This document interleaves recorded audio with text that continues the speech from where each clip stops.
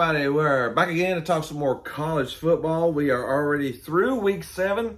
Got a brand new week 8 coming up. It was a fantastic weekend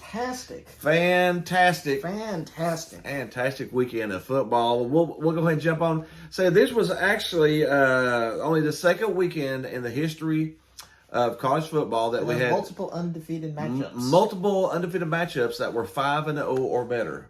Only the second time in the history of NCAA. So we had some really good, and we've got some other good ones coming up next week too. But first of all, let's do the recap. We got to recap week 7. We talk about the top 15 teams, and not in order. We just normally go down the screen at them. So we'll recap those games, and then we'll put our predictions for the top 15 coming up next week. But let's jump on in. We had a beauty of a game starting out. Big game, James. Big game, James. I guess even bigger game, Jim. Bigger game, Jim. So we had Michigan taking on Penn State. And boy, did Michigan take Penn State to the woodshed. Man, Penn State went to Michigan and just got hammered, man. Their run defense gave up 416 yards rushing.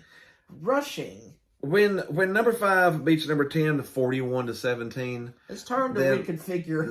Number 10 maybe not have been number 10. But give us how many? What's big game James's? James Franklin. He is so awful. What's his stats in the big games? This was really shocking. Go ahead. He is 0 of 10. 0 for 10 in his last 10 games against top 10 teams. 0 for 10 in his last 10. So he's batting 0. And he's only 13 of 19 in ranked games. So he's 13. He's 6-13 versus ranked teams. And he is pathetic against top 10 teams. So 0-10 and 13 of 19. As versus the whole top 25 during his time at Penn State. And what do? We give him a 5-year extension. 7 years. Oh, I forgot. Yeah, they added 2 more onto it there. For this. Why are you paying him that much for that? Just to get boat raced by Michigan? They go get boat raced by Michigan, and if they end up playing Ohio State at any time, they'll get killed. They'll get boat raced there. They're really lucky that Michigan State's down this year. So they could probably finish 3rd in the Big Ten because the rest of the Big Ten's cream puff marshmallows. For heaven's sake, Iowa's in there. Iowa's in there. Yeah, Iowa has probably the worst offense in ever seen. NCAA football right now. Period. Got a good defense, but one of the worst offenses I have ever seen in my entire life. But Michigan, hey, congrats to Michigan. We actually said we took Michigan. We actually called Michigan is actually a pretty good team. But I didn't pick Michigan by 24. No, I didn't pick them by 24. That was a little bit of a running hog wild. They ran all over them, up and down on one side to the other side. So congrats to Michigan. Again, we think Michigan is a really good team, and we figured Penn State wasn't as good as they were looking. Next, we had Auburn at Ole Miss. Please fire Brian Harsin. Man, this is getting sad now. I feel bad because he's still coaching. Why is he still coaching? It's like, put the guy out of his misery. Go ahead and let him. Bring somebody else in. Ole Miss put up 48 on him. But at 34, that's good and all, but it's not good when you give up 48. 48-34. That was pretty bad, yeah. But the Lane Train. The Lane Train. We got Ole Miss in the top 10, number 9. How about that? Ole Miss. We had Vanderbilt at number 1, Georgia. This was a pummeling. 55-0. Yeah, Vandy started out looking decent, and then they looked down at their jerseys, realized they were Vandy, and now they suck again. Well, isn't it? I didn't know it was that easy. It's just that easy. They just have to look down and, we're not supposed to be playing good. We're Vandy. And they lost 55-0. So I have a friend that goes there, and I just feel bad. That is such a bad football team right now. 55-0. Can't say much about it. Georgia did what they were supposed to. We had number 8, the second of the 5-0 teams. And it was a great match. It was a fantastic. Okie State 40, TCU 43 in OT. Started out, Okie State went up 14-0. You thought, well, and they went up 27-14, and then TCU the Frogs came back. TCU did not give up. That's the sign of a good team. You get down, you don't give up. They were well coached. You keep on fighting. They're well coached. Came back, tied it up, won it in overtime. We actually had TCU winning. I don't remember what the line was, to be honest, but we had TCU winning. The Frogs are. I actually think Okie State was favored by 2. Thinking back, so I did pick the upset there. We took TCU in the points, and that's what we got. But a fantastic game. Now TCU is 6-0 and leading the Big 12 standings. TCU's number and one. And the first-year head coach, Sonny Dykes. Oh my! No, what? You bring in a good coach, and what happens? Suddenly, you're winning. You're winning games because you have a good coach. Coaching is a lot of football, man. Also, right around that same hour, we had our Tennessee Vols play the Alabama Crimson Tide. This game deserves its own video. Yeah, we're gonna. Tennessee did end up winning 52-49. Number 6 beat number 3. We'll explain the nitty gritty. We'll get into detail a little bit with that one in a separate little video here. But Tennessee, at home, had shocking the world and had a program-changing victory. Program-changing victory, 52-49. After that, we had number 15 NC State taking on undefeated Syracuse, and guess who is still undefeated? The Syracuse Orange. How about that? 24-9. Great job, Syracuse. Syracuse hasn't been this good since 97, 96. When McNabb was there? Yeah, when McNabb was the quarterback back then. So I mean, I'm a little excited. It's good to see some teams that hadn't been in the top 25 in a while. And you see the Cuse in there, unbeaten. Looking pretty solid. This week coming up, they got a big challenge, and we'll talk about here in a little bit. But right now, congrats to Syracuse. The first half of the year without a blemish. We had number 4 Clemson at Florida State. Florida State gave them all they can handle, but still lost 34-28. And Mike Norvell. I don't talk about him nearly as much. But Mike Norvell, you see this? This is my head. Went right over. Yep. Yeah. He's over his head there. He is over his head. You see some of his coaching decisions? The LSU game? Oh, yeah. Where he did a little pitch to the right side and the guy fumbled. Yeah. And that decision, that late against NC State, that was awful. He's a little overthinking it, making it too complicated, ain't he? Sometimes football is really not that complicated. Sometimes you just need to run the ball. Sometimes you just need to throw a 5-yard pass in the middle. Sometimes it's just that simple. You don't have to throw the home run ball every other down. No. And then last but not least, we had another fantastic, there was a fantastic weekend of football. We had number 7 USC get their wings clipped off by number 20 Utah. Utah won 43-42. Man, what a show. What a show. USC was undefeated, trying to jump their names up there into the top 4 for the playoffs. 2 minutes, they just choked. That game, USC needed to win out. The Pac-12's been struggling. They haven't been getting any teams into the playoffs. And now this Utah loss is hurtful. And now USC was like, chugga. They were actually chugging towards the playoffs. I think they could have made it, but not with this loss. I think USC is out of the playoff picture now. UCLA has a shot. Has an outside shot now. But they would have to smoke it all the way out and finish undefeated for that. And I'm not sure if UCLA is that good either. So the Pac-12 may be out of the playoffs. Playing better football though. They're playing better football than they have in a long time, but still maybe just a little short there. All right, that is our recap of Week 7.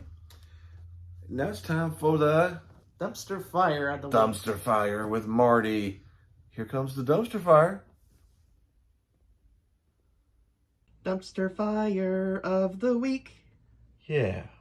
And the dumpster fire is Auburn. The Auburn Tigers, man. That was so bad. Again, I feel bad for Auburn. I feel bad for the fans and the devoted former players and all that kind of stuff that had to watch Brian Harsin. They are 3-4. Struggle throughout most of his games. Struggling through this. And now they got Arkansas, Mississippi State, and Texas A&M their next 3 games. With how they've looked, I don't see how they get out of there with a win. I don't see how they win either of those 3. So they're going to start out 3-7. Put them out of their misery. Yeah, just go ahead. What makes you think that he's gonna pull out the shirt and become Clark Turn Kent? it around. We're gonna turn this season around. No, they're not. Just wanted to. Have you seen? Have you watched any of the games?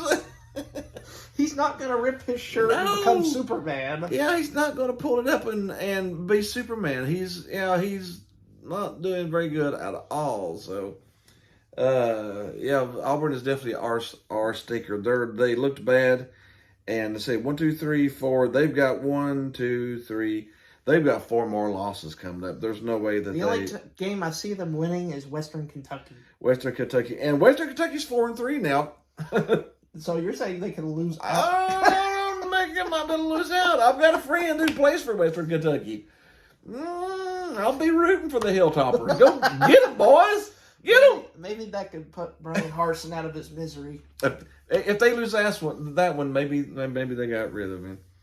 But anyways, that is our football stinker of the week. Now let's do some picks for our week number 8. We'll start off with our boys, Tennessee playing UT Martin. This is not going to be nearly as explosive. No, Tennessee is going to be down this week. I mean, they had the game of the game of this century. That was the best game that's been the past 20-something years. It was a fantastic game. There's going to be a letdown. There's going to be a lot of backups play. I wouldn't be surprised if Tennessee don't play 5 quarterbacks, just getting some rest and some reps. Because that was exactly what they needed. That was exactly what they needed. After they faced the Gump. I still think Tennessee wins by 25 to 30 points. I mean, you played the Gump. UT Martin's not bad, though. UT Martin's 4-2. UT Martin's not bad. So we'll still have to put in our great game plan. Yeah.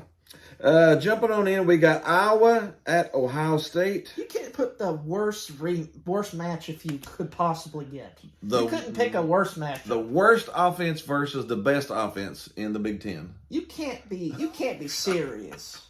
That has to be the worst mismatch in the history of mankind. Ohio State's favored by 29. I'm going to have to take 29. I'm going to have to lay 29. I got to lay 20. Ohio State put me at 29 on that because 47-3 probably is what that game's going to end up in. The Buckeye offense is good, very good, and the Iowa defense is good. It's pretty good, but they're not going to slow down Ohio State because Ohio State's going to be on the field for 13 possessions because Iowa can't do anything offensively. Nope, their offense is horrible. Jumping in, we got a really good matchup. We were talking earlier, a 6-0 Syracuse at a 7-0 Clemson. That's a fantastic matchup. How many times do you get 6-0 versus 7-0 this late in the season? Not too much. Syracuse is the surprise. Clemson is the standard. Is the standard. Clemson is favored by 13.5. Until you beat Clemson, I probably got to take Clemson. I'd take Clemson. Yeah. I'm pulling for Syracuse. I would love to see some upsets, some new blood get in here to the ACC. Maybe preferably some orange juice. Yeah, I do like orange. Oh, we got number 7 Ole Miss at LSU. The CBS game of the day. That is going to be a good game. LSU is actually favored by 2 points. Do you pick the upset or do you pick the lane train to keep chugging? I'll probably take Ole Miss. Ole Miss is actually playing pretty good. Football. Yeah, so I would probably take 2 points. You're catching 2 points, so Ole Miss plus 2. Again, until somebody beats Ole Miss, you sort of got to go with Ole Miss. LSU beat Florida last week, so they're not coming off of a loss. They're on a little bit of a high, so they might let that go. Number 9, UCLA at number 10, Oregon. One of the games of the day. The Pac-12 is much improved this year. Yeah, UCLA has got a chance to go to 7-0 and keep the hopes up for the Pac-12 making the playoffs. But Oregon has looked like the best team in the Pac-12 I would call it to end right here. I'm calling Oregon to win. Yeah, the Ducks, I like their program. I like their history. I like their really cool, unique jersey combos they got over there. Yeah, so it's Oregon -6. We will take. I mean, they got black Oregon jerseys, they got -6. yellow jerseys, they got green jerseys, they got white jerseys, they got all sort of jerseys. They're like the fashion. They're the fashionista of the Pac-12. Yeah. And now again, a bunch of good games this week. We got number 20 Texas at number 11 Okie State, 5-2 versus 5-1. Texas has sort of been on fire lately. And Oklahoma State coming off of a loss. Oklahoma State coming off of a loss. Texas is favored by 6.5. Who do you think wins it? Texas.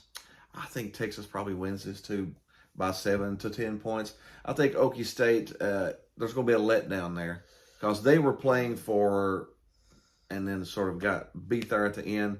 So we will take Texas. Hook them. Minus 6.5.